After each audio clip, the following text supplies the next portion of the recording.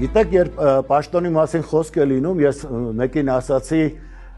որ ես ավելի մեծ պաշտոն ունեմ, քան մտածում եք, թե մարդն է հորինում, որովհետև աստվածապարգև պաշտոնները ամենաբարձրն են, եւ եթե ցանկացած ստեղծագործող կարող է նաև քաղաքական գործունեություն ծավալել, ինչպես աշխարհում հայտնի են, շատերը կան, ապա ամեն քաղաքական գործունեություն ծավալող չի կարող ստեղծագործող դառնալ։ Եվ այն պաշտոնը, որ ես Աստծուց եմ ստացել, ինչին Պարոս Սևակը ասում էր, Աստծո քարտուղարն են բանաստեղծները, եւ այն երկրները, որտեղ